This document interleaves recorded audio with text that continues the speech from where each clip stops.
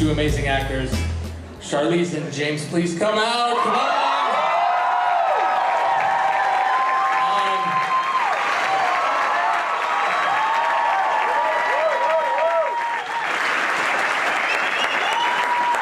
I can't tell you what an honor and a pleasure it is to work with such talented people, and you guys like make me look so good. So it's really easy when you can just hang the movie on them, and that's what I said from the beginning. So you're welcome, David. Thank you. And there's a lot of like amazing people to thank. I mean, Universal Focus, Sierra, for really believing in the movie and like delivering tenfold for us. So we're really happy that they could support us. Thank you. It was a thrill for us to present this world premiere because it just, it worked so well. It's like kind of quickly backstage, it's sort of, we all thank you for being this action hero of like taking it to a profoundly new level. We thank you. You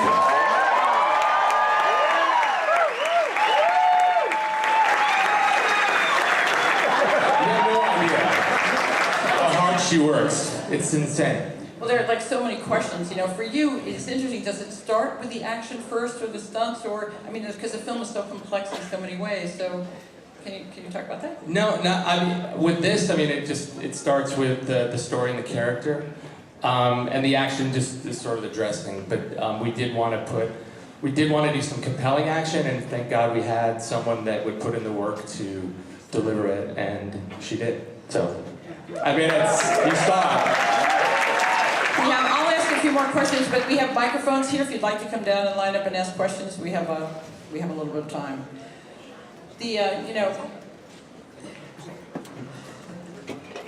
It could be more timely too. How crazy is it in terms of like how long this was in the works, but in terms of where our whole world is right now, we're kind of like. It's pretty interesting with the Russians. The Russians are back in. Perfect timing. He's Trump. You didn't get the metaphor.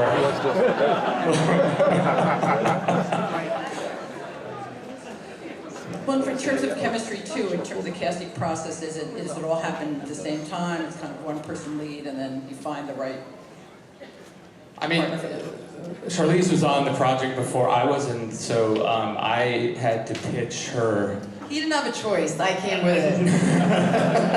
I was like, guess what, motherfucker? You gotta have me. That was not it. It was like I was fighting to do this movie because I had for an opportunity to work with her, and thank God she said yes. So. One for James in terms of how you became involved as well. It was. That's right. I'm good. I can reject. Just got classical training. British training. It was conventional. You just called me up, said read the script. I got a massive hard-on for the swear. And I just called it massive, by the way. I don't know if you noticed that. And then we met up at the South Bank in London, and I was like, I really want to do it, and I really wanted to make him as alcoholic, as drug addicted, as sexually diseased as possible. And you were like, yeah, go for it, dude. Right? No, but that was really that's why I picked you. I'm just kidding. Sorry. No, I love it. Well, I think I actually interrupted you. I'm sorry, Charlize, if there was something you were. What? No, I just was starting. Well, before the fight scene, the one-take fight scene on the stairs. Yes. Amazing. Thank you. Look, it was something that I'd been wanting to do for a long time, and that had been in my brain about like this extended piece of fight choreography, and it's just finding someone that can do it and like puts in the time and the training, is willing to commit to the multiple takes that it takes to like get that done, and the months of training to get it done. So A lot of years. yes.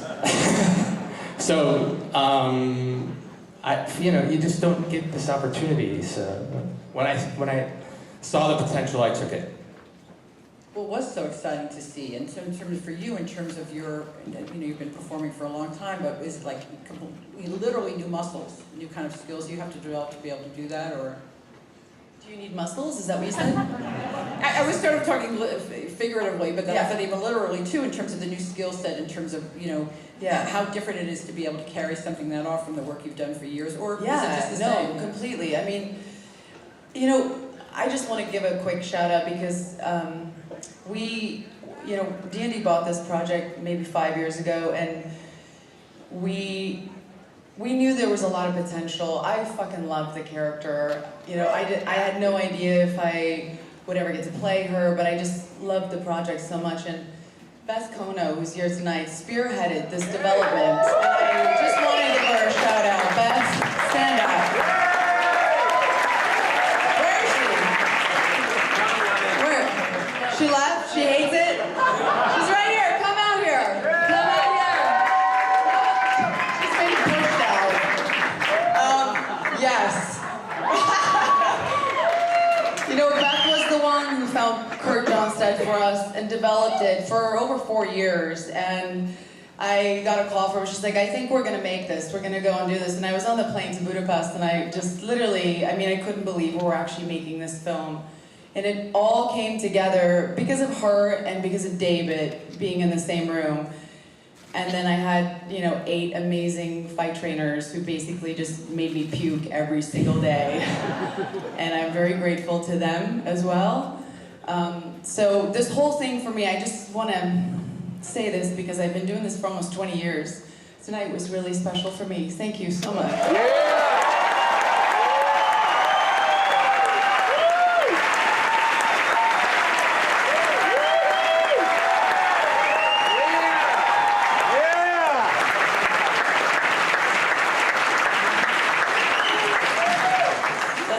Go ahead, the audience. Hi. So I really enjoyed the different characters, mainly because both of the characters have incredible layers to them. And you kind of talked about how you obviously wanted it to come off to the audience as this crazy sex addict and all of this kind of... How good does he look in that sweater vest? Right? And the fur coat. I know. Fantastic touch. But I was just wondering, since you're creating such, layered characters, how did you go about creating that character, not only, in your own mind, but pulling from source material, and then also understanding like the audience perception of it. So for both of you guys, for both characters. Sorry. All right. It's such a twisty-turny movie, and it's the virtue of it that it is such a twisty-turny movie. So you're playing with the audience perception at all times. The audience are kind of in on that as well. In terms of building the character, I just went to what MI6 really choose as their selection criteria and the type of person they try to pick. And one of the things that stuck out for me was that at that time they were picking people who were drinking heavily, and they were picking people who were closeted socially, whether that was sexually or whether that was politically. Partly because those people had a tendency to self-combust because of hiding something for such a long time, and also it gave them a specific skill set in hiding something in their life anyway. The reason they went for those guys is because they were expendable and they probably burnt out by the time they were 40 anyway. So they'd be not a problem going forward decades after doing heinous acts. So that for me meant that I wanted to create somebody who was burning, and pretty much at the end, whether Charlize managed to kill him or not, he'd probably have died from syphilis or alcohol poisoning or something like that anyway, do you know what I mean? And that was my sort of not my motivation, that was my inspiration for the guy.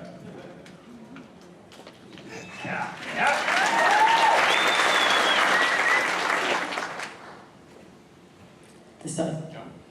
The thing I can't figure out is I know I saw Miss Theron's face bounce off the wall. Yes, that was my face. Yes, that You're welcome. She's a pro. That was it. Go ahead. First of all, Charlize, thanks for coming back to South by Southwest. I was here when you came with East of Havana a few years ago, and it meant a lot to me as the son of a Marianito. A question about the source material to both Charlize and James. Charlize, I'm curious if you could tell us how you were exposed to the source material. Were you given the graphic novel itself, or given a script? And James, the second volume of this trilogy is out now, and it takes us back in time a little bit. with your characters, I'm curious if you have any interest in digging back into this crazy guy to show us more of him, if that's something that's interesting to you. Dude, I'm in the fucking film.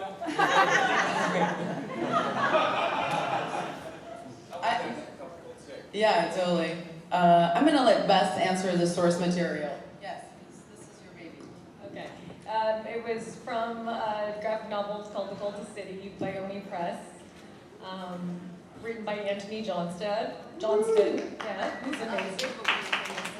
We found it about 5 years ago. They came to us and they said, you guys should do this because it's a kick-ass female character. And we saw it and we thought, it is, and it's amazing, and she would be great for it. So we all fell in love with it. Yeah, I'll do a prequel, that'd be awesome.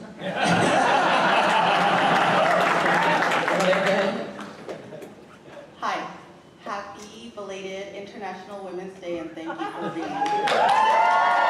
There you go. Seeing women kick this much ass in a movie well since Kill Bill, so thank you for that. And you did a really, really good job at the choreography, fight choreography. John Valera, I guess was the choreographer, but Yeah, John Valera, yeah. Valera, thank you. Mexican. Sorry. So you did a really, really great job at that, and wanted to congratulate you on that. How hard was it? It was so hard. Are you kidding me? When I started, I called Beth and I was like, this is never gonna work. I look like Big Bird. Like they were like teaching me fight stands. Like for the first 2 weeks, that's all we did was just fight stands. And I was literally like, I'm cupping small titties and I don't know what I'm doing. Like I literally, and you know, David was really supportive. I was very doubtful. Beth was very supportive. And it really is just consistency and going every single day. And it was amazing because they kind of did it behind the scenes recording, like videographer was there. And when I saw the progression, like in 2.5 months, it was pretty amazing. I mean, things that I never thought I'd be able to do. Throwing my entire body on the floor, on my back, like throwing these big dudes. I was like, we're gonna pretend that, right? And Dave was like, no, you're gonna actually throw big dudes. And I was like, all right, let's throw some big dudes. Okay, go ahead. Hi, thank you. Incredible film. I had a question for David. I know that you kind of began the film by talking about how much music mattered. I couldn't help but notice that father figure and Under Pressure were being played during really important scenes, and I don't know if that was a purposeful choice because of the passing of these two amazing singers. Ironically, those songs were in the movie before the passing. Wow. And, you know, we had gone out to David Bowie for one of the parts in the film and was really supportive of the film. Obviously, an icon of Berlin, so we needed songs from him and his estate in the movie. I mean, I wanted them in the movie and he was supportive of it. But yeah, it was like, we could not have those artists in the movie. They're sort of iconic for the era. And it's just tragic that we lost them, you know, this year. Thank you. Good. We had this line of dialogue that unfortunately didn't work, but David and I really loved it, where Percival asks Lorraine, like, how do you cope? Like, how do you sleep at night? Just with all of this fucked up shit going on. And my response is, David Bowie. I listened to David Bowie. And it kind of was our inspiration for the film. It was. And we lost him while we were making this film, and it was something that David and I talked a lot about. So this really is, you know, for us, kind of celebrating him, because this is kind of how this whole movie came about for us. Absolutely.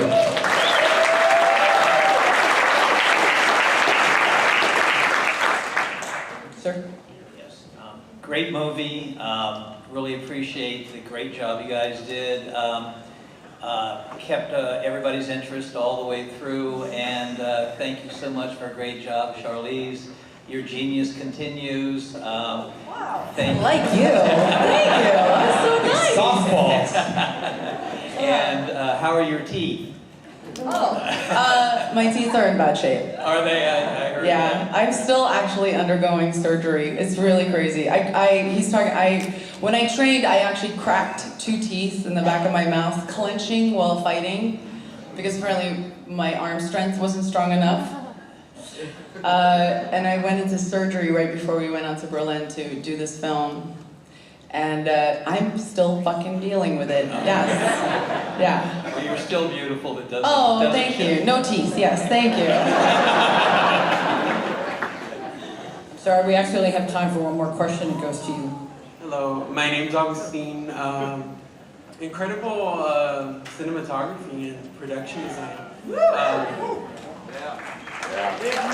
Thanks. You know, we had such a great team of artists that work on this, and these guys know, like, as a director, I'm a real collaborator, but Jonathan Stella is an incredible cinematographer. He shot John Wick for Chad and I. David Schoenemann, he was an art director for years, and a lot of the Wachowski movies that I'd worked on, and he came on. He's from Berlin, he's a Berlin native, and he came on to step up to production designer, and he did some crazy stuff. And then Cindy Evans, who worked with Charlize for a long time, she brought that 80s costume to life, design. like, amazing. So, And also, about we those have, team of artists. wait, like, we have Enzo and Francesca here, who hair and makeup designed Lorraine. Where are they? Enzo! Franny, stand up! And, you know, this idea of this iconic hairdo. Yeah, the you know, crew is Enzo, unbelievable. like, coming up with the, you know, the iconic hairdo. Well, or